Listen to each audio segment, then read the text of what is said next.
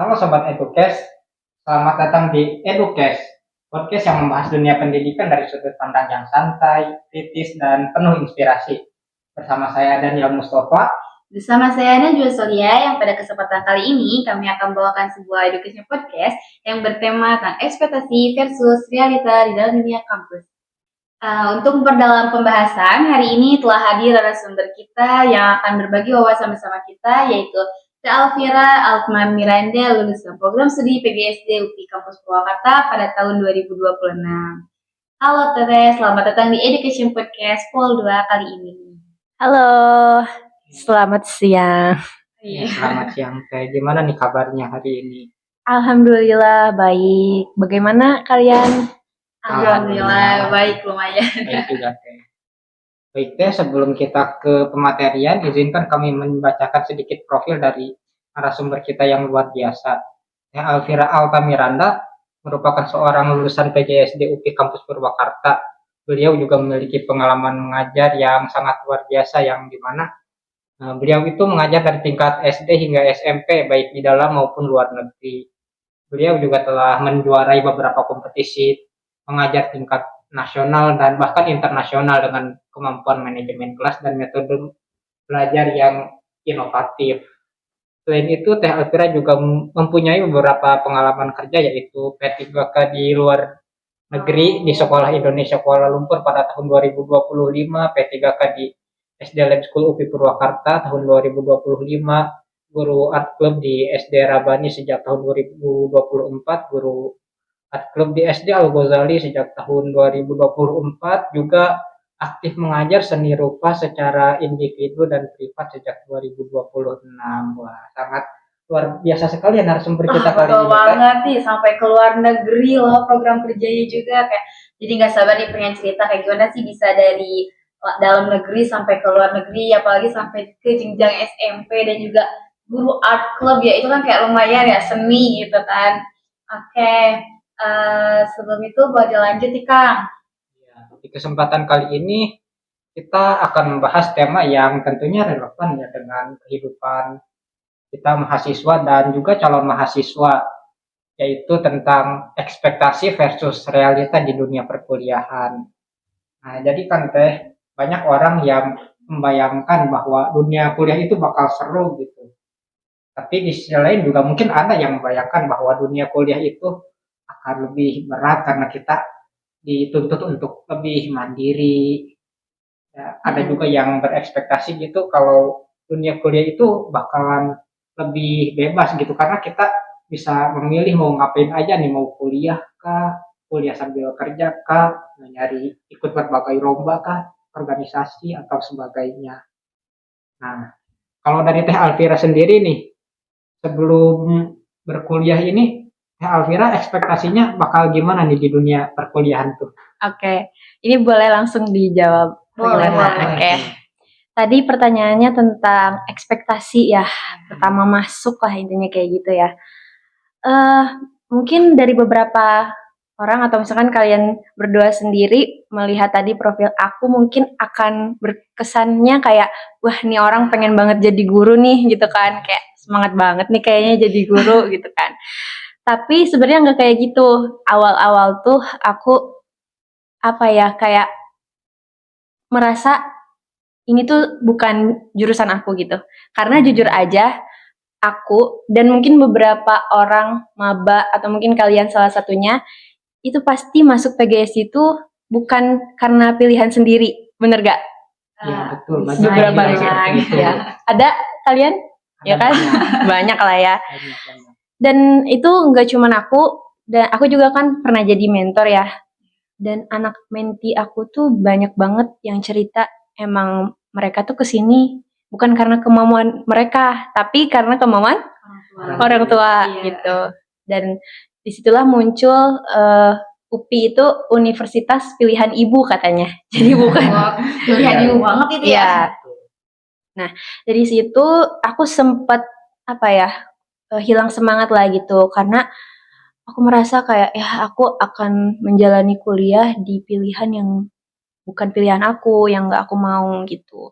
Ekspektasinya sebenarnya aku tidak punya ekspektasi apa-apa ya, karena ya kalau udah hilang semangat ya udahlah dijalanin aja gitu ya. Tapi ada beberapa eh, ekspektasi aku terhadap stigma dari jurusan PGSD ini. Apa tuh Teh, kalau boleh tahu? Jadi mungkin beberapa orang, dan itu salah satunya aku, memandang bahwa eh, keguruan atau misalkan khususnya PGSD itu mungkin mudah ya belajarnya, Iya. kayak ya 1+1 lah atau Calistung apa. gitu ya, Teh? Iya, Pelajaran. nggak akan ada yang mudah, nggak akan ada yang sulit kok, cuman belajar 1+1. Terus ya pelajaran SD juga paling apa sih yang susah gitu kan. Aku ngerasanya kayak bisa lah gitu kan. Dan terus kayak aku juga ngiranya kayaknya kakak-kakaknya juga baik, dosennya juga kayaknya nggak bakal gimana-gimana. Udahlah jalanin aja gitu kan. Tapi hal itu tidak semudah yang aku bayangkan. Dan saat itu terjadi pada saat ospek Aspek ya, Mokaku dan juga jurusan. Mabim. Oh, iya. Nah, ini tuh sering banget terjadi di maba atau misalkan mahasiswa yang baru masuk PGSD, mereka akan sedikit kaget dan terkejut dengan kegiatan tersebut gitu ya. Bukan dalam artian aku menakut-nakuti. Ini berbeda pengalaman. Iya, karena gini, kegiatan ospek itu yang akan menjadi spoiler lah ya, kayak trailernya ke depannya perkuliahan kalian itu akan seperti apa kayak gitu. Itu dipelajari semua dan ada semuanya di dalam ospek tersebut, baik itu Mokaku maupun Mabim gitu ya, ospek apa namanya, Univ, ya fakultas atau ospek jurusan seperti itu. Nah dari situ yang tadinya ekspektasi aku kayaknya bakal santai, orang anak kuliahan kan biasanya kayak ya paling cuman outfit terus pulang ngopi nongkrong gitu kan. Ternyata pas udah masuk ospek itu udah kelihatan tuh kayak ini orang-orangnya semuanya pada kritis, seorang orangnya pada satset, apalagi di dalam penugasan di ospek itu kegiatannya ada banyak hal yang bisa dipelajari dan kita tuh jadi mengenal univ kita tuh seperti apa, jurusan kita itu seperti apa gitu. Kayak misalkan, oh ternyata gini cara bikin media pembelajaran tuh, ternyata gini berorganisasi, cara ngomong di depan orang dan sebagainya. Terkhususnya itu adalah manajemen waktu kayak gitu. Dan di saat masa-masa mabim, di saat masa-masa ospek itu aku jadi belajar gimana caranya walaupun dengan tugas sebanyak itu gimana caranya itu bisa selesai dan aku tetap punya waktu untuk istirahat kayak gitu biar besokannya tetap fit untuk menjalankan hari berikutnya kayak gitu. Jadi ekspektasi dan bayangan aku tentang perkuliahan itu semuanya salah dan hal itu terjadi pada saat ospek gitu. Hari pertama dan hari selanjutnya kayak ya ampun ternyata kayak gini perkuliahan, baru awal-awal loh udah dikasih tugas lah, udah ada yang namanya komdis lah apa segala macam. Nah tapi itu jangan dijadikan apa ya ketakutan atau apa ya, karena ya itu adalah awal yang tadi aku bilang spoiler dari apa yang akan kalian lalui ya jalani selama masa perkuliahan kalian 4 tahun atau 3,5 tahun ke depan kayak gitu sih. Nah, tapi alhamdulillahnya ya aku beradaptasi. Setelah itu aku jadi tahu, oh ternyata nggak bisa tuh leha-leha di perkuliahan itu, nggak bisa nganggap sepele tugas, bahkan kayak nganggap eh, segala sesuatunya itu mudah itu nggak bisa ternyata kayak gitu sih singkatnya ya. Ya itu kan dalam ekspektasi gitu kan. Berarti berbeda jauh dengan realita apa yang diekspektasikan. Nah, apa sih culture shock dari realita yang ada di dunia perkuliahan dan transisi saat itu kayak gimana sih? Ketika kan pasti berbeda tuh kata-kata tadi awal di dunia perkuliahan kita ada ospek gitu kan. Memang di sekolah juga ada, tapi berbeda jauh dengan yang ada di universitas. Nah, menurut Tata tuh transisinya itu seperti apa sih? Dan transisi dari Tata itu yang bagaimana dan juga realitas seperti apa ya? Ataukah dari ekspektasi tersebut tuh ada realita yang emang faktanya banget buat Tata tuh kayak oh ini nih ada sebagiannya lah ekspektasi. Oke. Pas aku awal-awal mengetahui ternyata perkuliahan itu tidak semudah yang aku bayangkan, mengingat kayak PGSD mungkin akan mudah, ternyata tidak gitu. Walaupun keguruan, walaupun itu belajar tentang SD, anak SD atau anak TK sekalipun, kuliah itu tidak semudah itu gitu ya. Nah, untuk transisi aku awal-awal aku merasa ya lumayan keberatan, dan namanya juga adaptasi ya, maba. Itu aku masih apa ya, bergulat di kayak ini kan bukan yang aku mau, tapi di satu sisi banyak juga tekanannya gitu. Jadi aku sempet kayak hilang semangat juga, tapi tetap apa ya, banyak tekanan juga gitu, jadinya bingung gitu. Dari situ aku banyak banget masalah-masalah yang datang, banyak banget ekspektasi-ekspektasi yang tidak sesuai dengan apa yang aku inginkan gitu ya. Seperti misalnya, ternyata di perkuliahan itu aku tidak punya support system kayak gitu, karena kan itu butuh banget kan ya di masa-masa kayak transisi.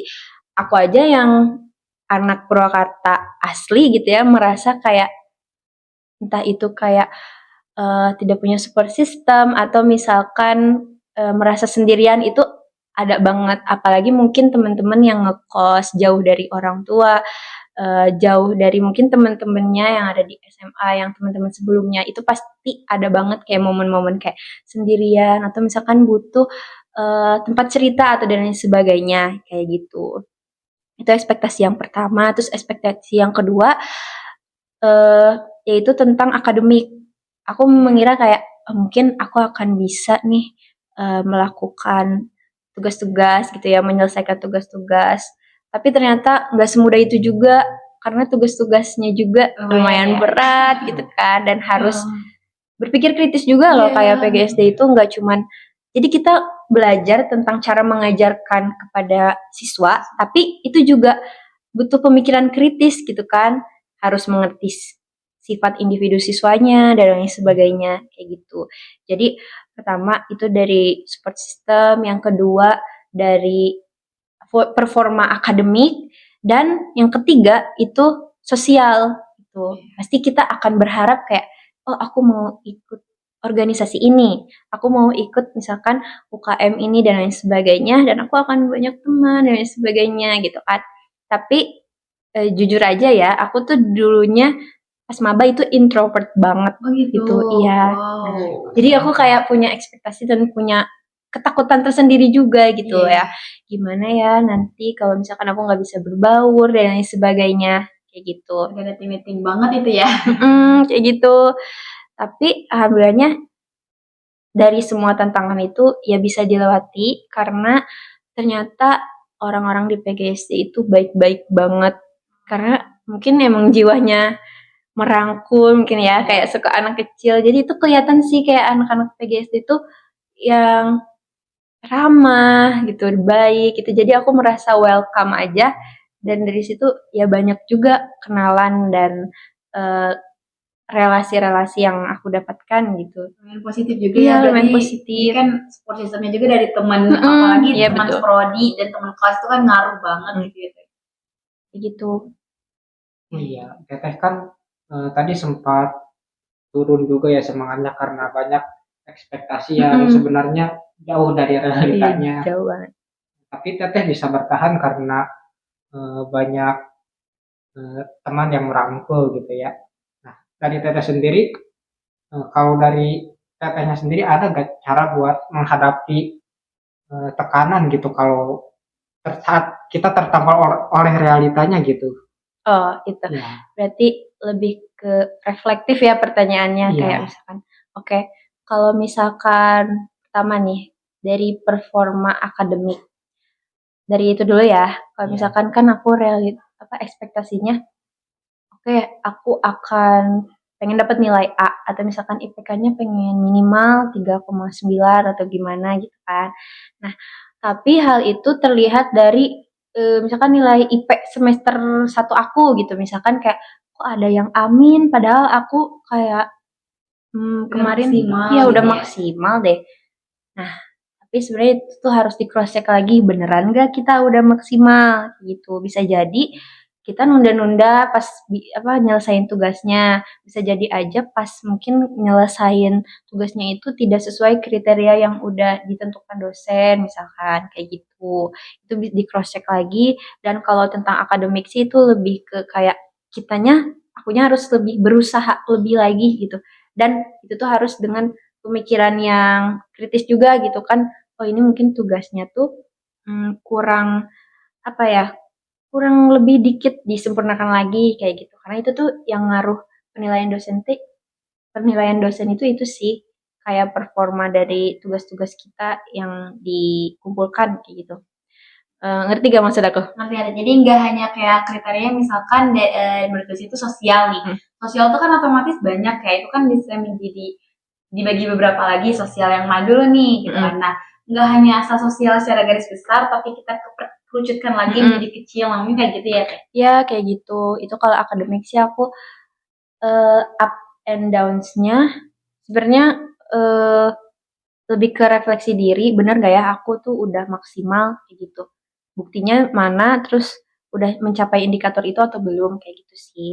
Nah, kalau misalkan dari sosial itu lumayan banyak juga ya tantangannya. Karena gini, kan orang-orang itu banyak gitu ya di suatu kampus atau misalkan di suatu jurusan itu banyak, dan pasti mereka itu berkelompok gitu ya, apa yang disebut circle, dan itu menjadi tantangan tersendiri gitu buat kita, buat aku, apalagi aku dulu introvert banget gitu kan. Terus gimana ya ini, aduh, menjadi tantangan itu pastilah, setiap orang pasti ada kayak gitu kan yang merasa seperti itu.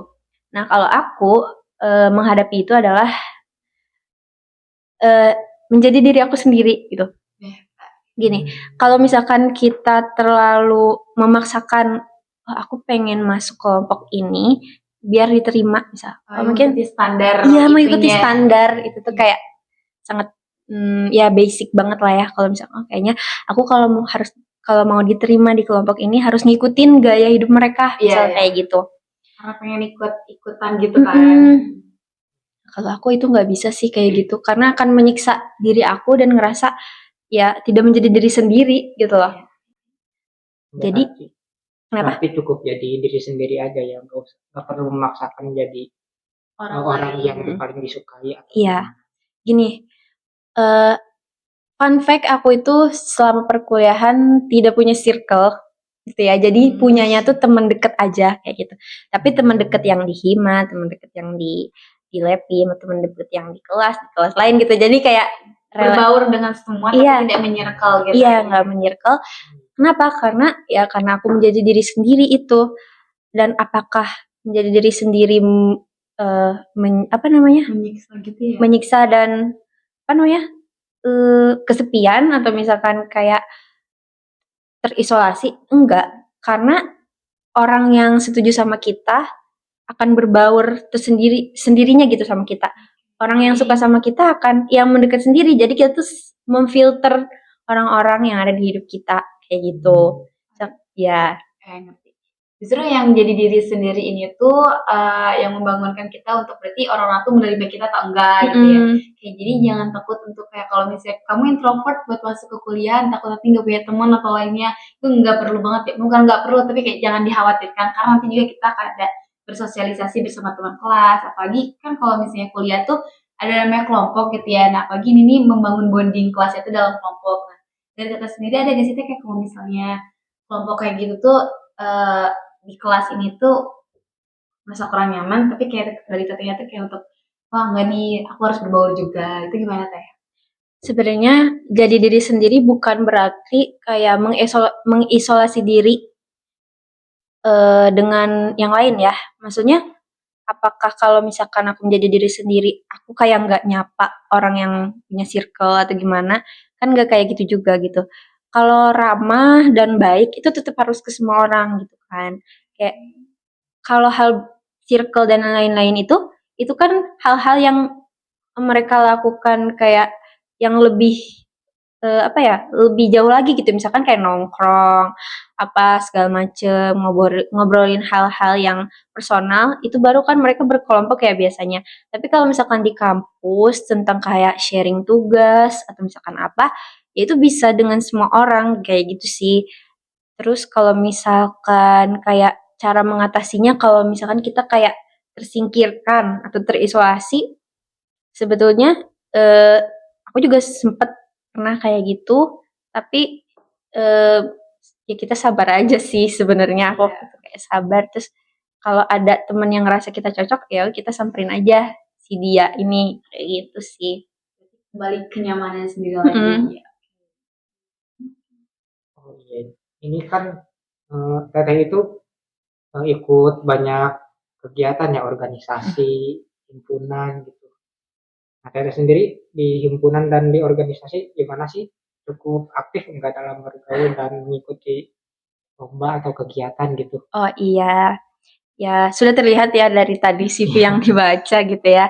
Ya tentu saja aku aktif, cukup aktif di organisasi. Nah, tapi aku nggak di sekaligusin gitu di tahun itu aku organisasi, ikut lomba dan sebagainya. Jadi itu bisa juga tuh jadi targetan kalian misalkan di semester ini atau misalkan di tahun ini aku mau fokus ke organisasi ya banyak-banyakin lah organisasi misalkan nggak cuma ikut hima aja tapi UKM juga gitu. Nah aku pada tahun 2024 itu semester 4 lah ya semester 4 5 itu aku fokus ke organisasi gitu kayak hima dan juga lepim. Dari situ, kan kalau organisasi itu pasti banyak ketemu orang-orang ya. Ya. Proker 1, proker 2, rapat tiap minggunya atau apa. Nah, dari situ tuh menurut aku itu suasana yang aku rindukan sih gitu ya setelah aku lulus ini kayak kangen deh rapat kayak sampai malam kayak gitu. Terus kayak ke Albar, ada kegiatan di Albar, terus juga di ruangan ini gitu kan kayak itu seru banget karena kita ngobrol dan bertukar pikiran dengan orang-orang lain juga yang sama-sama hebat gitu. Jadi untuk pengalaman organisasi ya, aku pernah jadi staf internal Hima PGSD tahun 2023, terus juga tahun depannya jadi kadepnya, kadep internal kalau di Hima. Terus di Lepim juga aku sempat jadi bendahara dan apa namanya PSDM kayak gitu. Terus di Lintar juga aku ikutan. Itu juga banyak kegiatan-kegiatan menariknya, camping dan sebagainya. Hima juga sebenarnya banyak banget kegiatan menariknya kayak mengabdi apa Yang PGSD PGSD mengabdi. iya terus yang nginep ke desa-desa itu Desa. apa ya Ya itu PGSD iya ya mengabdi. PGSD Sama Edutrip iya Edutrip. Edutrip itu aku suka banget Ih, suka banget karena Seperti ketemu KKM mini itu. iya gitu KKM ini itu seru banget dari situ banyak tuh kayak relasi-relasi berdatangan karena ya banyak orang-orang yang cocok ketemu sama kita kayak gitu jadi temen lah jadi temen curhat lah apa segala macamnya. Iya kan karena panitianya juga nggak hanya dari Hima gitu kan, itu Mm-mm. dari satu PGSD gitu Mm-mm. kan. Gitu. Kalau yang lomba-lomba, aku mulainya seriusnya itu pas semester 5. Berarti Semester 5. benar-benar bikin schedule-nya itu dari 1, 2, 3, 4 sampai di akhir gitu apa gimana? Enggak sih, karena itu kan rencana ya. Kalau perencanaan, ya sebenarnya ada banyak rencana-rencana aku yang nggak sesuai rencana juga. Itu lebih situasional sih. Kayak misalkan ini, oh ini tahun sekarang kayaknya nggak bisa nih.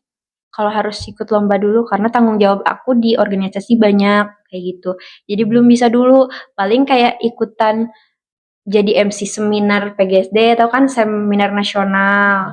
Seminar internasional juga pernah tuh di PGSD kayak MC yang sama prodi gitu kan, kayak panitia yang sama prodi itu aku sering karena sering dihubungi gitu kan. Bisa nggak teh jadi MC gitu hari ini kadang mendadak juga kayak gitu. Tapi seru sih, seru banget. Ada konsumsi dan lain sebagainya. Dan lain-lain. Iya dan lain-lain lah. Nah, itu tadi pas eh, kalau aku udah demis semuanya, aku baru ikut lomba-lomba. Mulai dari micro teaching, terus pidato bahasa Inggris juga, terus apa lagi ya? Ya Olimpiade GSD juga, kayak gitu. Dan alhamdulillahnya ya juara gitu ya. Tapi nggak semuanya juga ya, pasti kan Masih namanya ada, iya. mencoba gagal. Ya alhamdulillahnya sebagian besar ya juara kayak gitu. Ya alhamdulillahnya seperti itu. Oke Teh, tadi kan kita ngeliat background Teh yang terjun dari himpunan, terus juga UKM-UKM, dan juga ikut lomba, dan tentunya kan kayak aku berpikir ya, kayak orang-orang tuh nargetin lomba justru di semester awal. Kayak, beda lah ya lomba-lomba dulu nih, 1, 2, ntar 3, 4-nya ikutan himpunan, ataupun UKM-UKM. Ternyata kalau misalnya Teh itu kayak lomba di semester yang udah lumayan gitu kan. Apalagi tuh ini aku mau bertanya, kalau kan Tata tadi di semester 5 ya udah ikut-ikutan lomba-lomba kayak gitu. Pasti udah lumayan sibuk mendekati P3K gitu kan. Bagaimana sih cara Tata membagi waktu antara sebelum itu antara himpunan, terus juga antara lomba dan juga antara perkuliahan Tata itu kayak gitu. Oke, berarti pertanyaannya pembagian waktu itu ya. Iya, Sebelumnya aku mau klarifikasi gitu ya. disclaimer. Disclaimer dulu. Aku memilih ikutan lomba di semester 5 itu kan termasuknya late game ya, kayak Iya. itu akhir-akhir banget.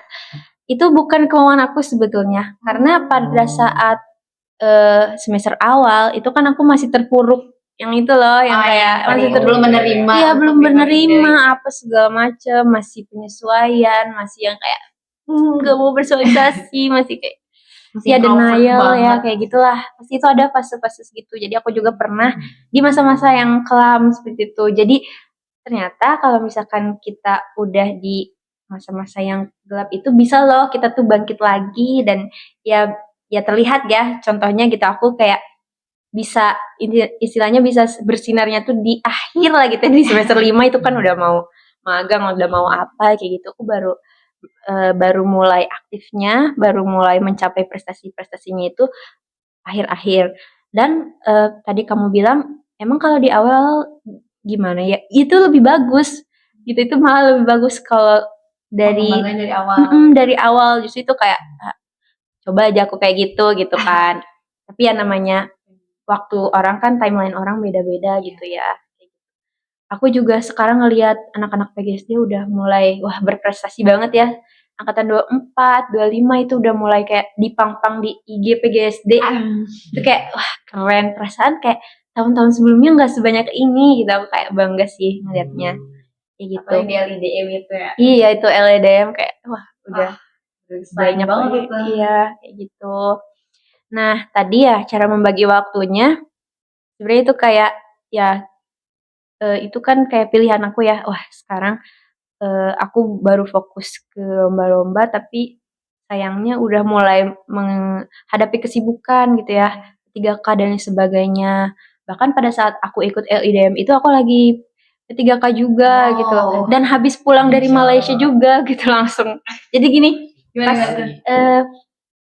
aku ke Malaysia itu kan November. Nah, pulangnya itu kan akhir November banget, 27 gitu kalau nggak salah. Tanggal 30-nya aku harus ke Surabaya gitu. Harus ke Surabaya. Jadi kan kayak itu hektik banget. Pulang dari bandara, pulang cuman ada waktu 2 hari jeda dan itu pun jeda juga dipakai untuk latihan lomba LEDM itu gitu. Terus baru besokannya langsung naik kereta kayak seharian ke Surabaya itu. Jadi kayak itu sebenarnya nggak bagus juga untuk kesehatan ya. Kayak aku udah merasakan untuk kesehatan, untuk pikiran juga nggak baik. Jadi kalau ditanya gimana cara memanagenya, itu kita harus ya mengerahkan seluruh energi kita sih kayak mikir kayak ya ini kalau eh, banyak yang harus dikerjakan harus efisien ngerjainnya ini kayaknya nggak terlalu harus disempurnain banget deh kayaknya ini cukup gitu jadi kita harus tahu cukupnya kita tuh sampai mana gitu tugas itu kadang kita overthinking ini udah bagus atau belum ini gitu kayak gitu sih jadi lebih efisiensi waktunya kayak mainnya dikurangin scroll HP-nya dikurangin kayak gitu jadi lebih baik kata aku yang tadi kalau mau mencapai target itu lebih baik dari awal sih. Kalau kalian tidak apa namanya tidak melalui masa-masa terpuruk dulu itu lebih bagus gitu. Jadi kayak lebih baik di awal. Jadi masih banyak perlombaan di depannya dan juga kita tuh masih banyak untuk mengikuti lomba-lomba lainnya. Nggak hanya kayak kalau misalnya di late game kayak gitu kan mau ikutan juga wah udah terpotong sama kegiatan-kegiatan lain gitu kan. Jadi dari semester sekarang nih semester 3 belum telat lah ya hitungannya. Nggak telat banget. Aku semester 3 nggak ngapa-ngapain. Cuma masih kupu-kupu. Masih kupu-kupu dan kayaknya baru awal-awal hima deh. Ya enggak, udah akhir hima lah. Berarti cuma di hima dan di hima juga Iya. gitu doang. Gitu doang sih, masih staff kan, masih belum, Banyak megang. iya masih belum kadep lah pada saat itu. Tapi panitia kayak gitu ikut gak? Ikut, tapi yang masih kayak orang yang di pojokan kayak gitu. Iya, pasif Masih kayak banget gitu. jadi ya. Masih pasif kayak gitu sih. Oh iya, selanjutnya kita mau tahu nih, kalau di perkuliahan kan mungkin ada dinamikanya tersendiri ya. Mungkin di semester 1 kondisinya bagaimana, semester berikutnya mungkin berbeda lagi. Nah, setelah di semester-semester awal, di awal perkuliahan mungkin tertampar oleh realita gitu ya, pastinya Teteh juga mungkin sudah mulai sedikit beradaptasi begitu. Ekspektasinya terhadap dunia perkuliahan ada yang berubah, mungkin udah mikir, oh ternyata kuliah itu nggak seperti yang aku pikirin sebelumnya gitu. Tapi setelah Teteh naik ke semester atas gitu, setelah mulai beradaptasi, apakah ternyata ada realita yang sebenarnya nggak sesuai gitu sama yang udah kita coba ekspektasikan lagi gitu. Kita udah mencoba beradaptasi, ternyata kita tertampar realita untuk kedua kalinya. Oh, tertampar realita untuk kedua kalinya. Menarik nih. Gini, kalau menurut aku, sepengalaman aku ya, setelah aku tertampar realita di awal-awal itu lama banget, nggak kayak sebulan, ya bangkit terus kayak langsung sukses, langsung bersinar, enggak gitu. Dan itu tuh panjang 2 tahun gitu kalau nggak salah sampai semester 4 gitu. Kan semester 3 aku masih kayak gitu-gitu aja ya. Itu panjang banget dan dari situlah yang masa terpuruk yang panjang itu ada banyak trial dan errornya juga kayak gitu. Jadi percobaan-percobaan kecil yang gagal lagi, percobaan kecil gagal lagi.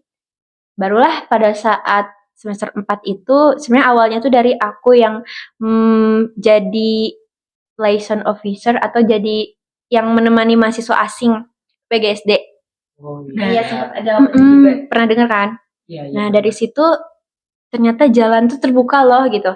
Aku kan itu kan kesempatan ya. Jadi kita tuh aku lebih ininya ke kesempatan sih. Jadi kalau ada peluang kayaknya ini aku bisa ambil. Nah, pada saat itu benar-benar kesempatan yang kayaknya berkesan dan luar biasa banget ya bagi aku.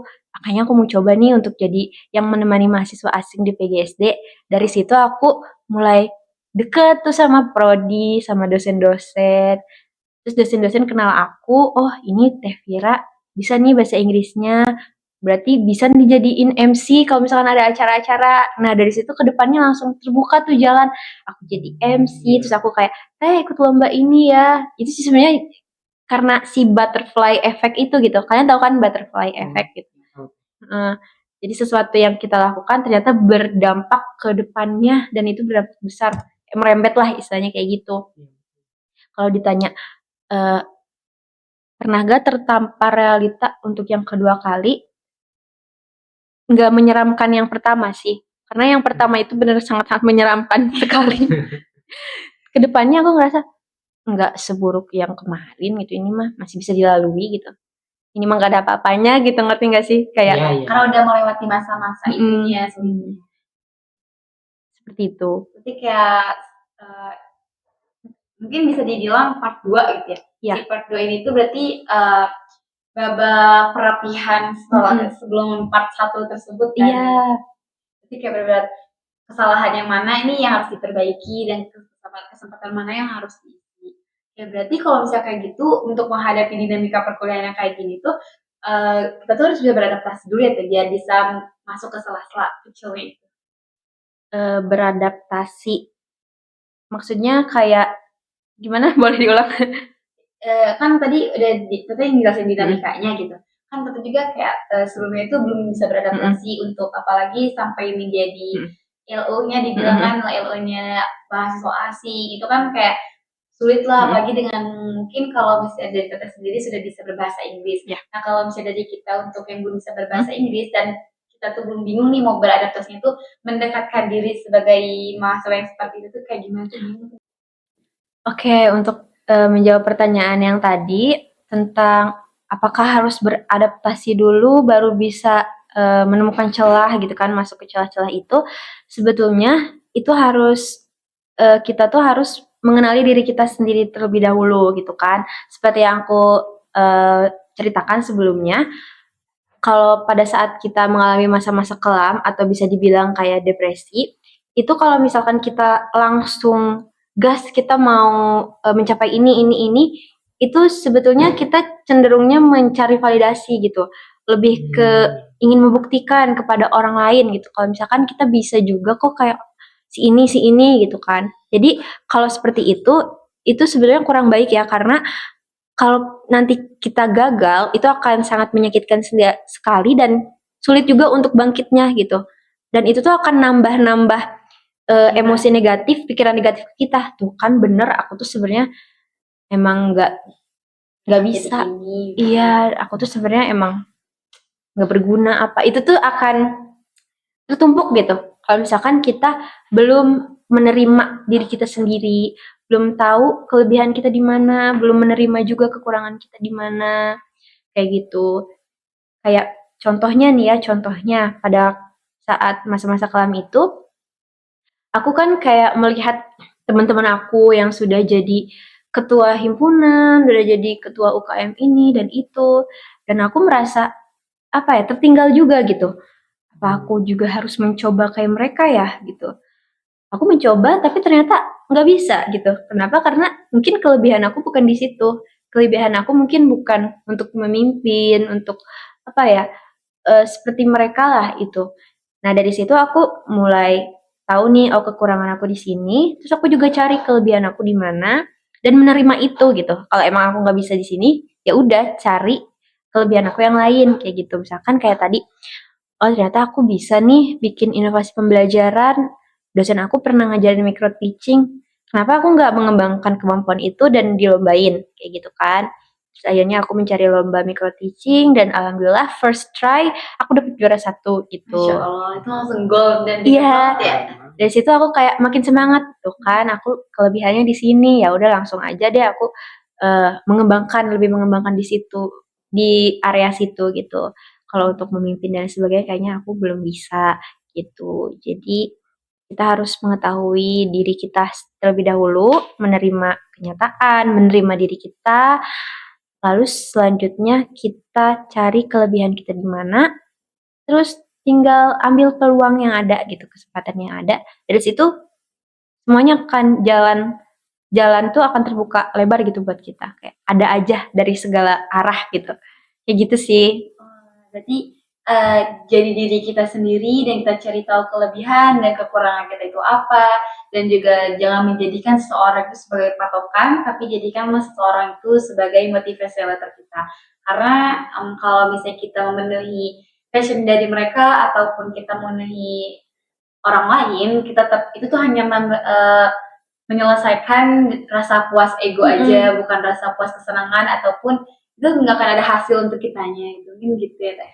Iya, dan mungkin membuat orang yang menonton podcast ini, misalkan aku juga pengen jago micro teaching dan sebagainya, ya boleh juga kalian mengembangkan kemampuan itu dan lihat gitu, kalian bisa nggak passionnya di situ atau enggak. Karena ada juga yang mungkin passionnya itu di esai. Nah, aku salah satu orang yang nggak bisa esai. Pernah nyoba juga, ternyata tidak menghasilkan gitu kan. Kayak esai itu kan yang kayak research, yang kayak nyusun, iya kata gitu-gitu. Nggak bisa gitu ya. Jadi seorang itu ada inilah, ada porsinya gitu di mana-mananya kayak gitu.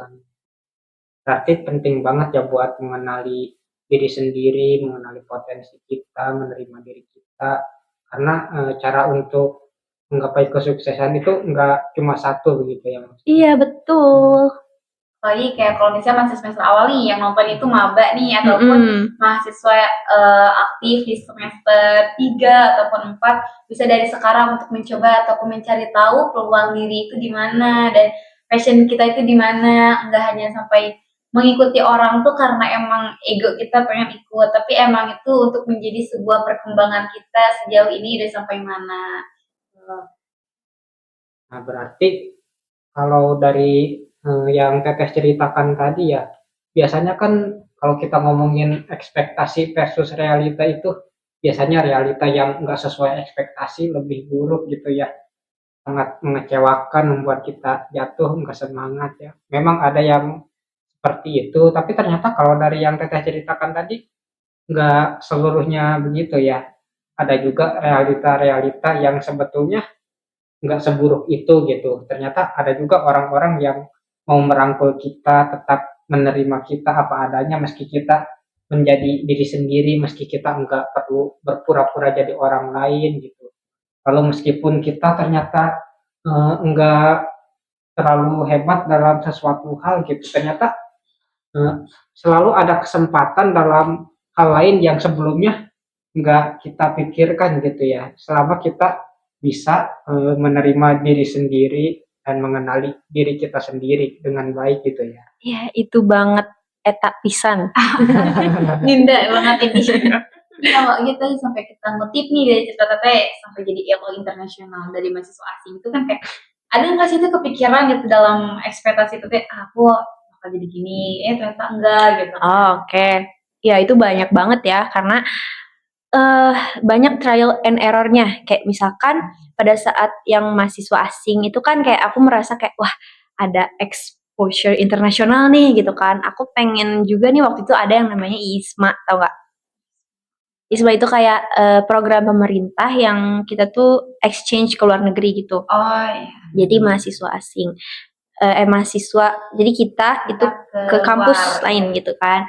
Nah aku pengen ikutan tuh. Aku udah prepare dan lain sebagainya. Ternyata tahun depannya itu ISMA-nya dihapus, malah dihapus gitu kan. Kayak itu tadi banget. Ya itu kan sangat-sangat disayangkan sekali.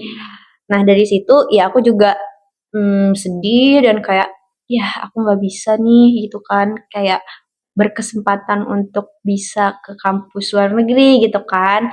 Nah tapi dari situ terpuruk boleh gitu kan, tapi ya jangan berkelanjutan gitu. Cari alternatif lain gitu kan. Ada nggak ya kita kalau misalkan pengen ke luar negeri juga, ada nggak alternatifnya selain program ini gitu kan. Kalau belum ada ya nggak apa-apa gitu. Cari kegiatan lain kayak misalkan setelah kejadian itu tuh aku langsung kayak ikut lomba micro teaching lagi dan alhamdulillahnya dapet juga gitu, dapet lagi, dan itu kan menjadi kebanggaan diri kita tersendiri gitu ya, nggak cuman kegiatan atau misalkan ekspektasi atau target yang kita harapkan itu tidak tercapai, kita bisa mencapai kayak perasaan bangga itu dengan alternatif lain gitu, misalkan kayak gitu. Dan alhamdulillahnya di tahun depannya aku ya ikutan P3K luar negeri ke Malaysia ini gitu kan. Itu kan ya 11-12 lah ya, sama aja itu kan kayak ya experience luar negeri juga gitu. Jadi kayak ada segala cara lah gitu kan, kalau misalkan satu cara gagal, cari cara lain kayak gitu. Itu berarti karena masih termasuk internasional juga lah ya Malaysia gitu. Sangat menginspirasi sekali ya Teh. Ya banyak banget tadi pelajaran-pelajaran kita ambil, apalagi sampai jadi experience ke luar negeri itu sih jadi aku tuh kayak termotivasi nih pengen nih gitu kan. Karena kebetulan juga kemarin tuh waktu aku semester 1 itu ada dari mahasiswa asing ke sini. Iya. Ya itu. Cuman aku nggak karena terkendala oleh bahasa, jadi itu kita nggak ngobrol banyak. Itu yang dari Timor Leste itu kan ya? Iya, iya yang dari Timor Leste yang ada yang dari, dan ternyata itu tuh aku kira dari anak pergi SD kan. Ternyata itu anak hukum. Oh iya, Iya. nggak semuanya harus pendidikan sih yang Iya. kesini. Dan ada yang orang Afrika juga gitu. gitu. Kalau aku waktu itu dari Thailand. Oh Thailand. Ya waktu tahun aku Thailand dan Kamboja kayak gitu. Aku kemarin Timor sama mana ya? Pokoknya itu emang ada kayak ternyata gini ya rasanya gitu. Kayak ada kesenangan kan? Iya benar, kayak orang-orang nggak punya kesempatan kayak gini, aku ada kesempatan kenapa enggak gitu. Ya terakhir nih Teh, sebelum ditutup, ada gak pesan dan motivasi buat mahasiswa-mahasiswa atau calon mahasiswa yang akan berjuang menjalani perkuliahan? Apa ya? Dari aku tidak perlu takut. Kalau misalkan takut, cari tahu kenapa kalian takut. Misal kayak aku takut ospek nih. Kalian cari tahu apa sih yang bikin ospek takut? Apakah komdisnya? Apakah tugas-tugasnya? Kalau misalkan kalian takut penugasannya kayak gimana sih? Kalian harus cross check gitu. Kayak bener-bener make sure emang sesulit itu gitu kan. Bisa nggak ada cara lain untuk menghadapi itu? Coba kalau misalkan bisa coba ternyata bisa ya pakai alternatif ini. Ternyata selesai juga tugasnya. Ternyata kalau aku berusaha pakai cara ini, ternyata berhasil juga gitu kan. Nah dari situ kan kita jadi tahu, oh ternyata yang bikin kita takut itu adalah prasangka kita gitu. Asumsi kita yang udah kayak takut duluan gitu kan. Nggak mau mencoba untuk menyelesaikan masalah tersebut, kayak gitu sih. Jadi buat kalian yang mau ke PGSD ini, cukup tenang aja, tenang aja, eh, ikutin arusnya dan jangan takut untuk mencoba hal yang kalian mau coba dan tadi apa? Menjadi diri sendiri itu gitu sih sih. paling utama. Ya, terima kasih banyak ya untuk insight-nya. Kita jadi belajar lumayan banyak juga dari pengalaman Teteh. Jadi, sobat edukes sekalian, realita mungkin bisa berbeda jauh dengan ekspektasi kita gitu. Mungkin banyak hal yang tidak kita sangka gitu, tapi tidak perlu takut, dihadapi saja karena realita itu merupakan proses yang membuat kita bisa menjadi lebih dewasa gitu. Quote of the day hari ini. Quote of the day. Oke, jadi jangan lupa untuk mengeksplor diri, mencari tahu apa yang menjadi takut dan tantangan kita ini. Terus juga jangan lupa untuk mencari jalan alternatif, Iya. gitu ya. Jangan mengambil satu sisi saja, tapi kita ambil dari sisi lainnya karena bagaimanapun juga banyak sisi yang mengambil darah positifnya. Dari yang itu kita ada ini, mau ada ini dulu. Itu dulu jargon. Oh iya apa? Oh iya, kan? Jadi gini, kalau kita ngomong edukes, nanti kalau saya ngomong edukes, kita bilang suara pendidikan, suarakan masa depan. Suara pendidikan, Suarakan suarakan masa depan. Oke. Siap ya, 1, 2, 3, edukes. Suara pendidikan, suarakan masa depan. Sebagai bentuk apresiasi, kami memberikan bingkisan kepada Teteh. Aku pemateri pada hari ini. Oh iya, terima kasih banyak. Banyak udah berkenan hadir gitu. 1, 2, 3. Lagi. Pendidikan gimana? Kanan ya? 1, 2, 3.